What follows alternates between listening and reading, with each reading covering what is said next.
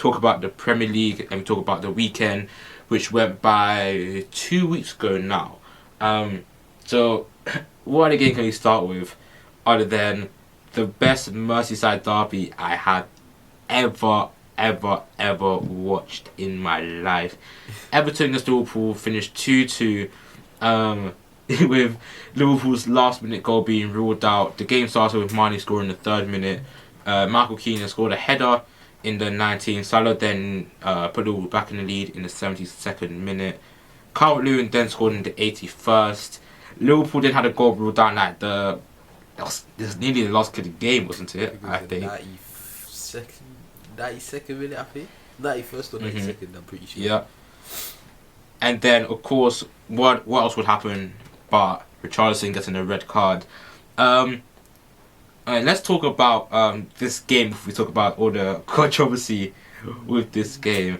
Now, like I said, this is probably the best Merseyside derby I've ever watched. Both teams, you know, potentially one of the best teams in the world right now against a team which has still not lost a game in the Premier League this season.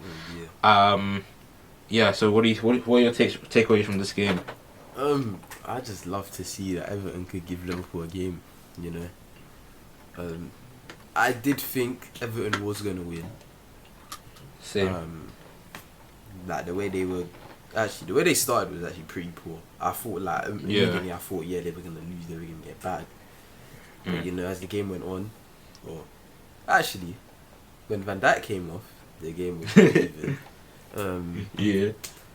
And then I don't know, it was just two goals from headers. I think Liverpool really missed that presence of Van Dijk in the box, you know. Definitely. Like the way Michael Keane just free header basically. He rose up like a salmon. Yeah, like poor goalkeeper from Adrian, straight at him. Maybe should have done better. But you know, Calvert-Lewin's goal, just the height, the leap that he got to jump over Gomez. It's crazy. It's a wonderful finish, you know. It's good to see like him just like stepping up. His improvement over the year has been exceptional, like, and it's good to see. You know, our English talent is improving. Yeah, because obviously when a young player first comes to the Premier League, they score a few goals in the first season. Oh, they're the next big thing. Oh my gosh. Calvert-Lewin had that. Then last 2 years, he was just very, very poor. Let's say, like he wasn't the man who Everton needed. Then towards the end of last season, with Duncan Ferguson took over for a bit. Then he became part of like the backroom staff. Calvert-Lewin became a completely different player. Exactly. And I'm not gonna lie, I didn't think he would be able to continue it into the new season. I thought he was just going through like a nice little purple patch where he was just, you know, scoring a few goals here and there. But has he scored in every game? I wouldn't say he's scored in every game. Yeah, he scored for England as well. Exactly. Yeah. Crazy. And he's just he is doing really well. That shot that he took with his left foot, where he like touched it, kind of turned, shot with left, bit suspect, but I mean he's very, very dominant and good in the air. And some would say that Everton were lucky to even get points in this game. I mean, to Everton fans, this game will feel like a massive, massive win. But Liverpool, the VAR decision, I'm not gonna lie, I had to look at it a few times before I actually saw why it was offside. I thought for ages that it was actually onside. Like, looking at it so many times, like, from different angles, he looks like he's onside. Yeah, and then until, like, when they had it literally on the side, like, basically on the opposite side of the linesman, across the line, I could see, like, Mane's short, like, this part of his shoulder was just slightly in front of, I think it was Yerry Mina's knee or something. I can't even remember. And because you can score with this part, like, exactly. You're only offside if you can score with that part of your body. Exactly. Which I personally think that's actually a fair rule. I think that's a fair way to do the rule. Yeah, that is fair. Because if your arm's offside, you can't score. What, you're not gonna punch balls to the back of the net. Exactly. So, yeah, he was offside. It is peak. I saw a clip on Instagram. It was like the celebration with like no like background crowd audio. The way that Liverpool players were so happy. Henderson So happy. Just for it to be ripped away from them at the very last moment. And this looked like it was a game of, two very bad goalkeepers in this game. Adrian, he is just not really up to the races.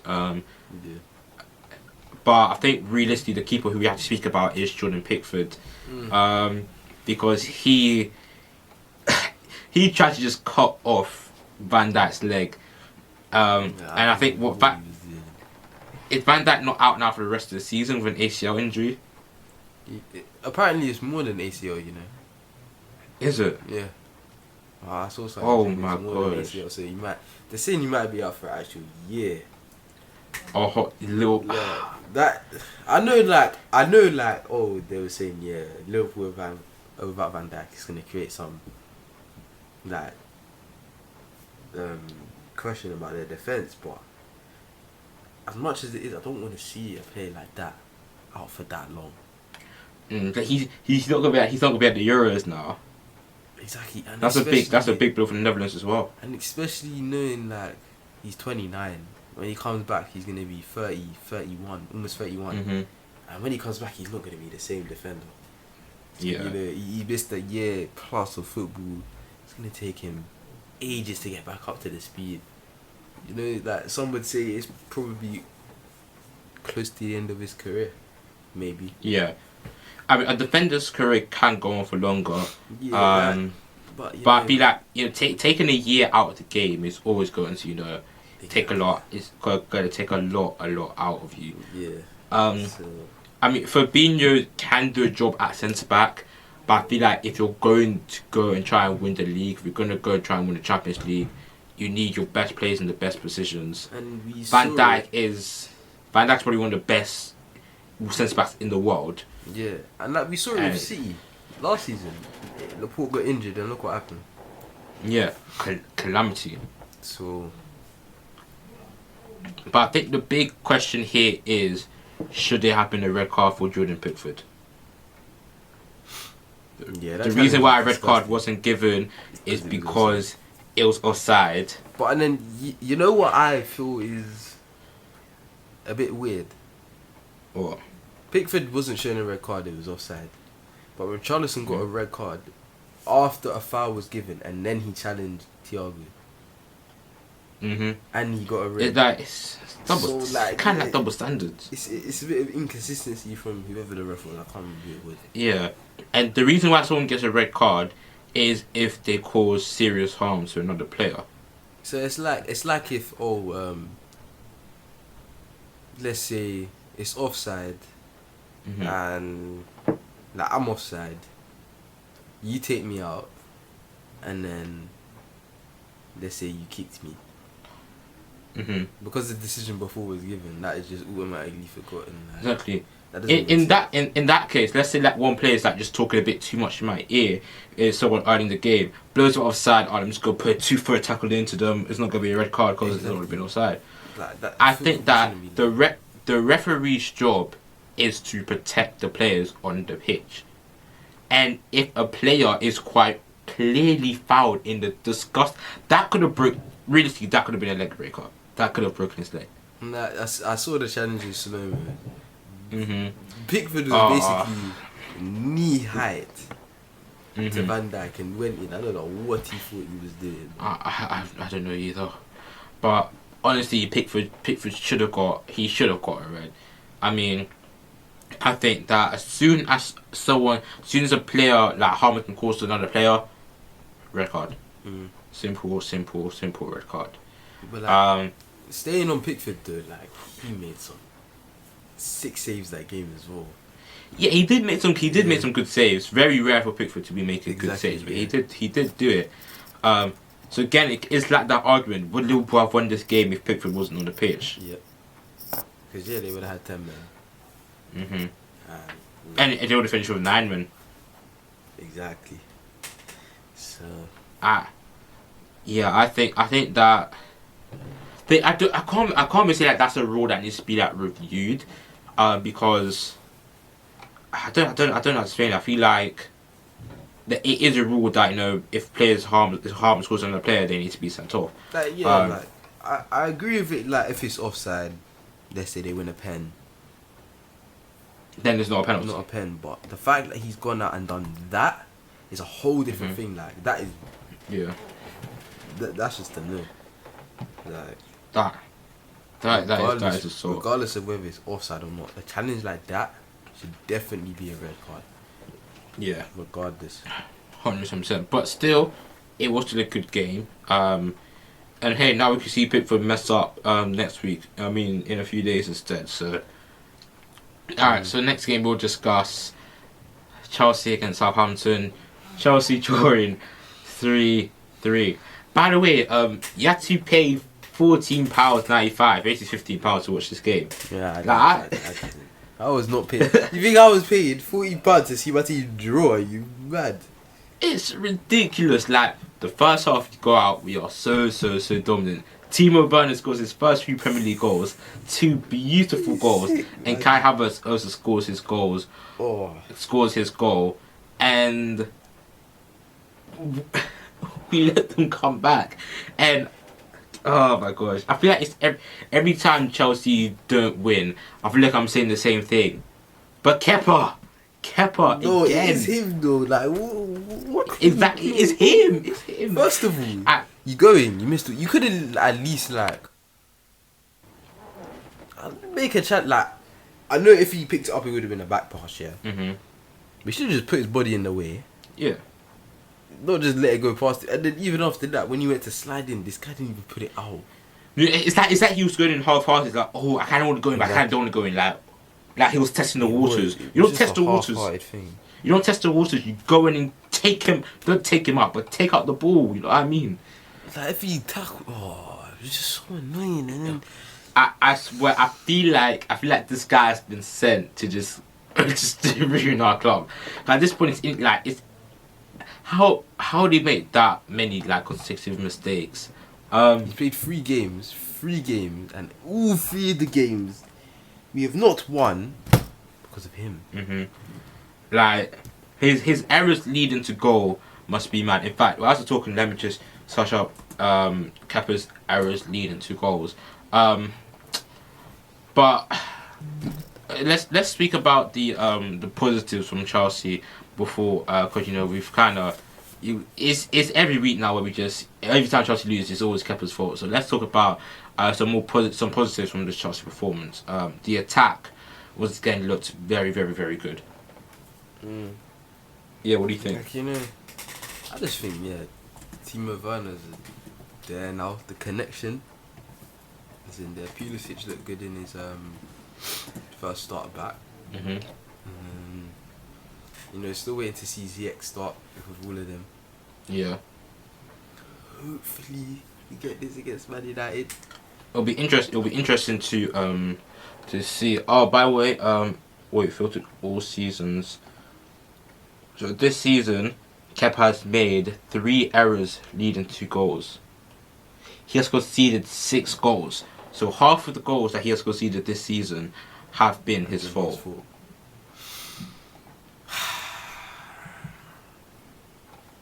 Like, we also can't forget for their last goal, the goal that they scored to make it 3-3. Kepa could have done better there as well.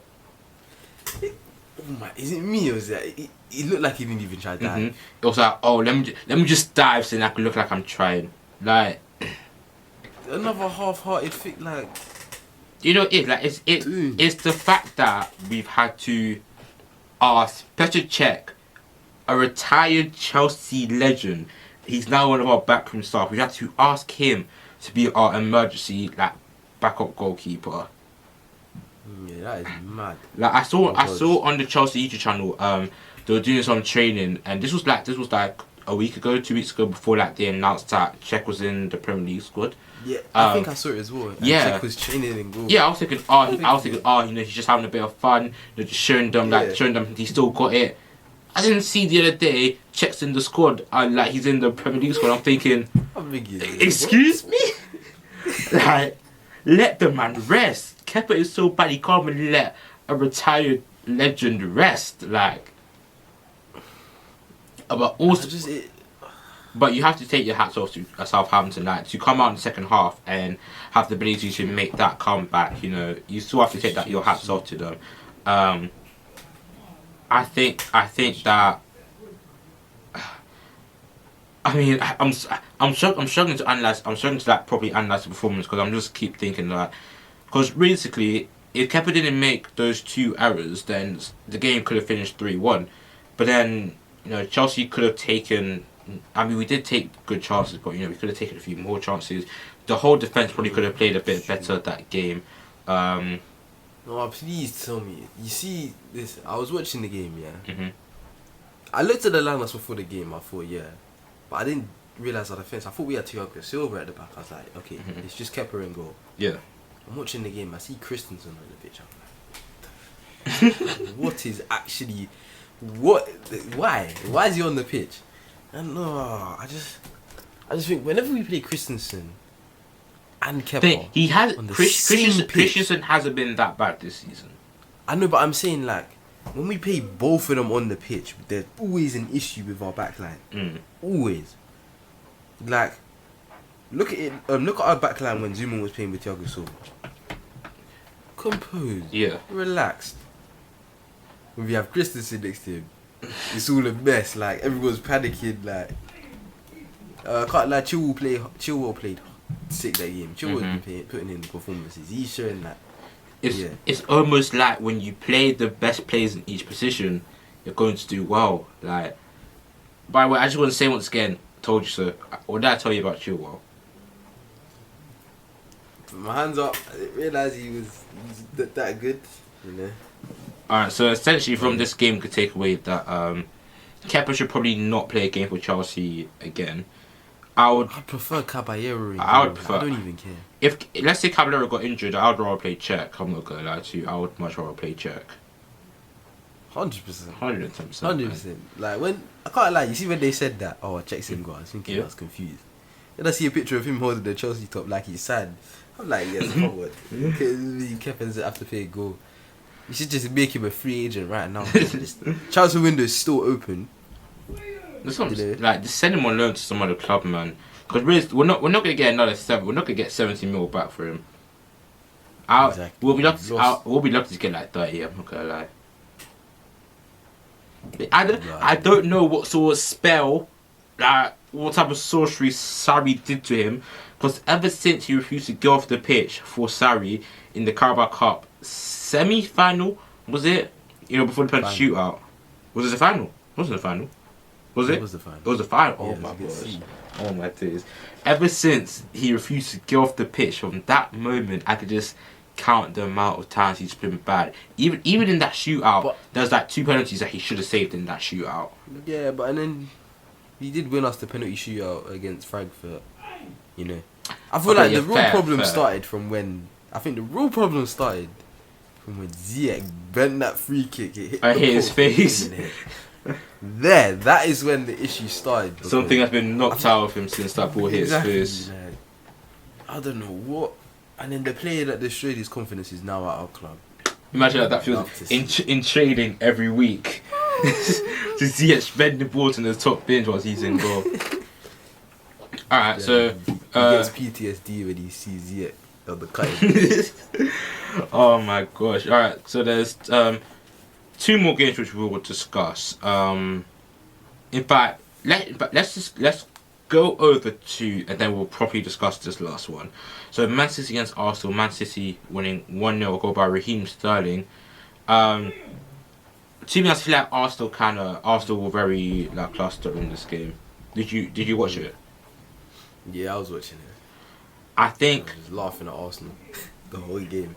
I quite like. I think Arsenal's attacking setup didn't help them because it was kind of like they played Aubameyang and Pepe kind of as wide strikers. Then Willian is kind of like a cam. Although Willian can play as a cam, I feel like Aubameyang. Let's be real, he's gonna play on the left. Like, he will be on the left. I don't think you can start Willian and Pepe at the same time. I feel like they should have started either Lacazette or Nketiah. Now, of course, Lacazette isn't really in good form, so start Nketiah then. You know what I mean? Like, I think if they had played with their normal system, their 3 at the back, 4 midfield, maybe 2 midfield with 5 at the back, and then their 3 up front with a recognised number 9, I feel like that would have been a lot better for them in this game. Can't lie, we're saying this, they should have signed Ben Rama. Signed Ben Rama? Yep, to play on the left, they can play Pepe or Willian on the right, and they can play Aubameyang in the middle where his best position is. But Aubameyang's been good on the left, man. He hasn't really been that bad. Yeah, but he's actually, after he scored the goal, he hasn't really done nothing. I have to kind of disagree with you there. I'm not gonna lie. From what I've seen, stats wise, he's done nothing. From what I've seen in the games, I feel like although Aubameyang is a central striker, I still think he does a good job on the left side. Like, but that's not gonna a long term thing. He's not there for long term. Like, Aubameyang relies on his pace, isn't like realistically, he probably has like this season and next season and the season after he's probably gonna like be in decline. So he's at 32. I thought he's like 31. He's 31. Yeah, he's 31. So he doesn't really have that much time left at the top level. But City, really, I thought they were also going to win this game. Aguero's back, so that's a big plus for them. Yeah, but for me, about this game, I just feel like City were just playing with Arsenal, to be honest. Yeah. Like, they scored the goal and then just didn't really try to get a second. It's like they were inviting Arsenal on, saying, oh, you have a turn, but you're not going to score. Yeah. And they were just going to mess around with you. That's the sort of vibe I got from it. Edison. What was fun? Edison had a good game. Yeah, Edison had a good game. But what I felt fun about it was Tierney. We'll have to. He was just getting sent left, right, and centre, man. Should Tierney still play at centre back, or do you think he's now like showing a few weaknesses? Play him at left back. Just play him left back. Just play your normal 4 at the back, because the 5 at the back is good, but it's not gonna. It's making Arsenal too much of a defensive team. And I feel like they don't need. I feel like they won't have to play a 5 at the back now that they've got Partey in. Yeah. Now they have like a very before they had Xhaka and El Neni. They're good, they're decent, but now you have Partey. He's an elite defensive midfielder. Exactly. So I feel like Partey coming in is gonna give that stability to the back 4. I feel like they still need to get the right back 4 though. Gabriel and David Luiz at the back is a little bit questionable, but we'll see. I don't think that's Liba. It's a Liba. He's not ready to start a game. I don't think he wasn't even on the bench. He's still young. I swear he's still like 19 or something. I thought it was more like 20. He might be 19. I thought it was like. So I don't really and truly, I don't see him playing. Consistent football until next season. Snap, he is 19. So I feel like really and truly, they should have just let him go out on loan again for the season, so he can develop. But they need him. They're not like realistically. They need him. Like. But how? Because they're not playing him. They keep playing Rob Holding. I don't really know. To be honest. But I guess some good news is that I think Martinelli is I think he's back from injury now. Like he's nearly ready to be back in the team. Ooh, you should get him fit. Play him on the left. Play Aubameyang up top. And Pepe on the right. That would look like a deadly front. Yeah, see that I can see more. That something like that I can see. Like if you put someone who's like recognisable for playing on the left wing, then we put Aubameyang down the middle. I can see that happening a lot more. Next game, Newcastle against Man United. United winning 4-1. Whenever Man United are in a crisis, whenever Ole's job comes under fire, United go and win a game. I love to see it because it means that United will have more absolute stinkers against all the other big clubs. But yeah, what do you think about this performance? I'm not gonna lie, I didn't watch it because I wasn't about to pay £15 to watch this game. I'm not gonna lie to you. Yeah, I didn't watch it. Like, although I was watching on my phone. I saw the highlights. I saw the highlights, and from like what I've heard, like I know obviously this isn't really like the best place to get like the best football analytics, but YouTuber called the Georgie, I think. He's a Newcastle fan. He basically said, along with like a lot of other Newcastle fans, that this was one of the worst Newcastle performances he has ever seen. Like it was like no tactics, just vibes. Like they just went out as like just vibe on the pitch. Like they weren't really playing that well. And it was like they're saying that he started Joe Linton on the right. He started Joe Linton at right midfield. Oh my days! And didn't even play Ryan Fraser. Steve Bruce, that's crazy. What are you doing, man? And then I think he just brought on Ryan Fraser in like with like 3 minutes left to go. Like, yeah, go on, you go have some fun on the pitch. Go on. Like, what?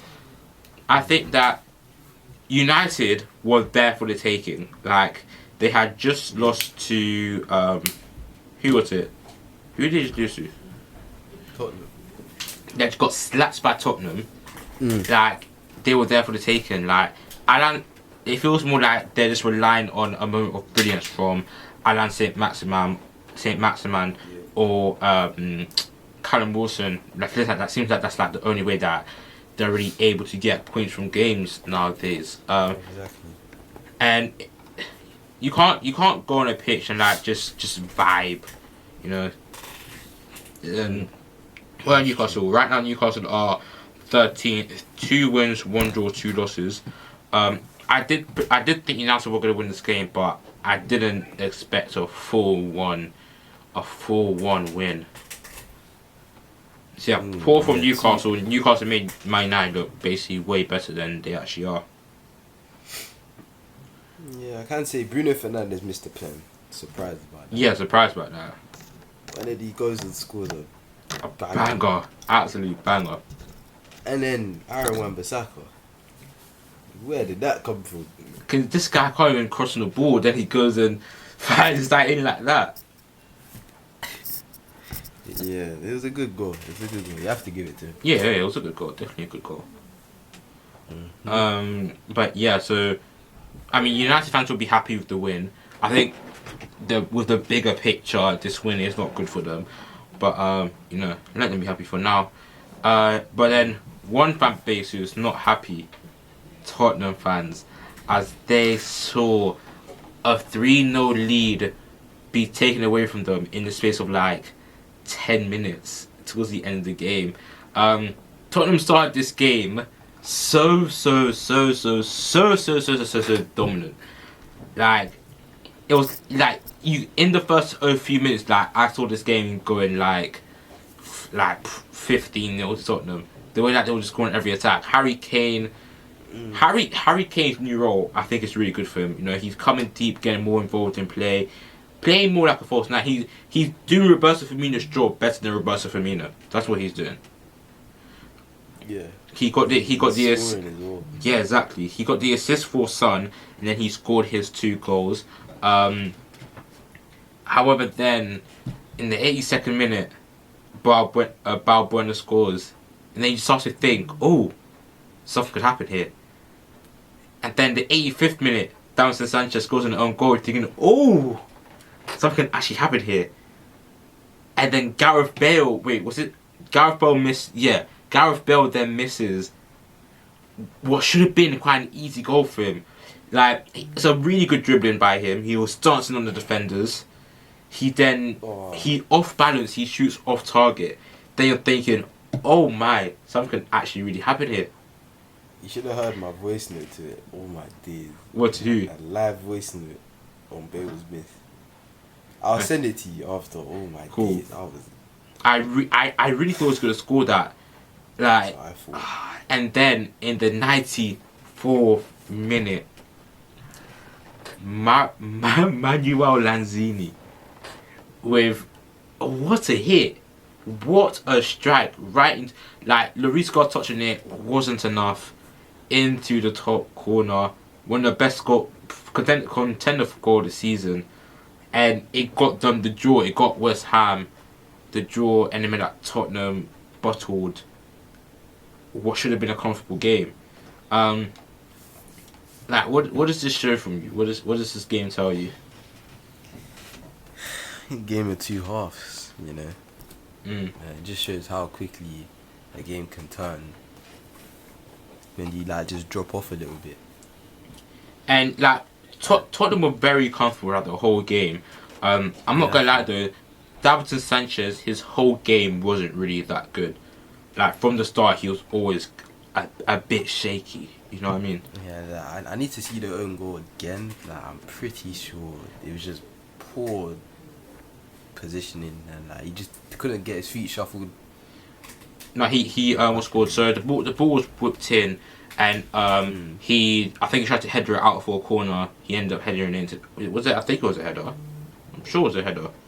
He ended up like just headering it into the back of his own net. But I think that this game shows how like good Tottenham can be going forward. I still think Tottenham are a good team defensively. I don't know. I don't really know what to say, because they should have come out this game with all 3 points. Maybe it's like a mentality thing, because it's like as soon as they conceded one, yeah, it just went downhill. I'm looking at the highlights now. It was a headed in goal. He like headed into the back of his own net. Do you think maybe it's a mentality thing? Because we saw in the documentary, Jose Mourinho was always talking about like their mentality. You know, like they have a nice guy mentality. Do you think maybe you know, they had to do something with the loss? Yeah, probably. Like, I think it was just down to them not putting challenges, just being light on West Ham towards the end. You know, like getting a bit complacent, like thinking we've won this game. Even with the last goal, like that could have been prevented. You know, Wings. What a poor clearance. Yeah, his pressing wasn't really like the clearance. If he connected that properly, that would have been over the halfway, near to the halfway line. Liverpool, not Liverpool. Spurs. Tottenham can come out, set themselves, and defend, but you know. But that wasn't the case. Yeah, instead Lanzini comes, gets that ball and strikes it right into the top corner. Insane goal. I remember watching it, and I was like, when this free kick happened, I was thinking, like when I saw Winks get it, I was like, okay, yeah, cool, Winks has got it, game's done, Spurs have got the win. And then I just see Lanzini get the ball, and I'm thinking, he can hit them, he can strike those, boom. Right into the goal.